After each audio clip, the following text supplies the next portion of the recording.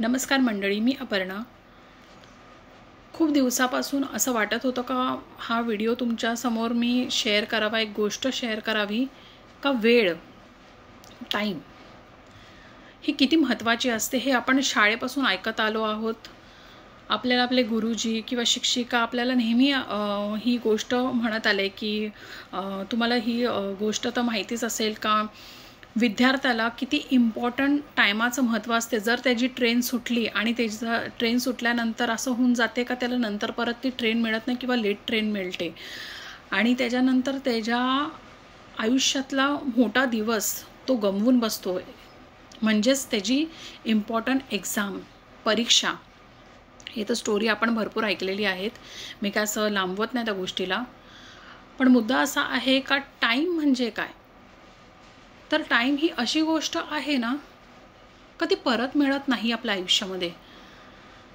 जर कोणी तुमचा जवळचा व्यक्ती, तुमचे ते मे बी तुमचे रिलेटिव्ज असू शकतात, फॅमिली फ्रेंड्स असू शकतात किंवा कोणीही जवळचा व्यक्ती, जर तुमच्याकडे फक्त आणि फक्त टायमाचं बोलतात ना, टाईम तुमच्याकडनं जर मागत असेल तर नक्की त्याला द्या.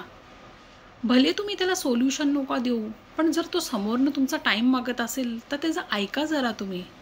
त्याच्या मनात काय आहे, तो कुठल्या फेजमधनं जात आहे, कुठल्या गोष्टी त्याला सतवतात, त्याला त्रास देतात, ते ऐकण्याचा तुम्ही प्रयत्न करा. भले तुम्ही त्याला सोल्युशन देऊ नका, पण ॲटलीस्ट ऐकायचा तर प्रयत्न करा.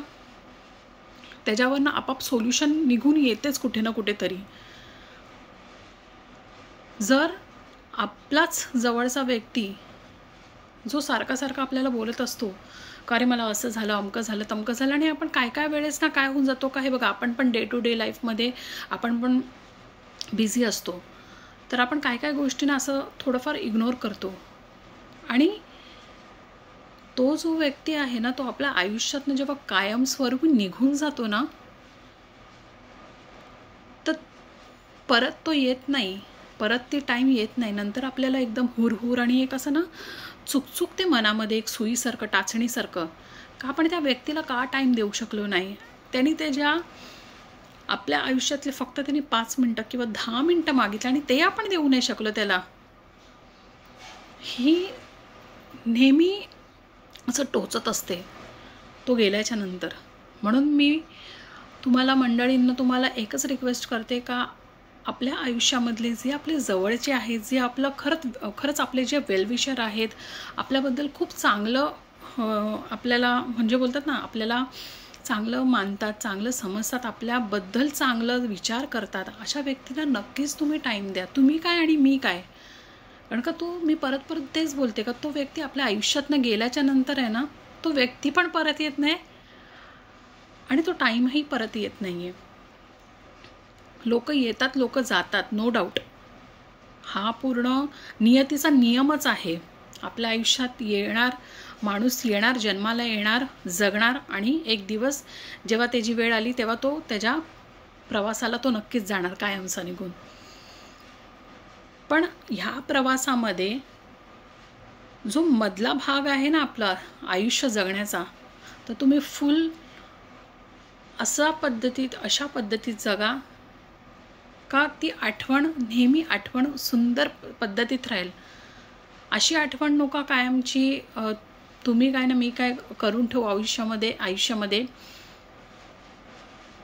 का आपल्याला त्या गोष्टीची खूप असं गिल्ट फील होईल, आपण का टाईम दिला नाही.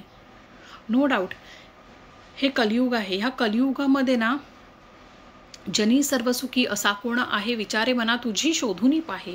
संत रामदासांच्या ह्या ओळी आहेत मनाच्या श्लोकांमधनं.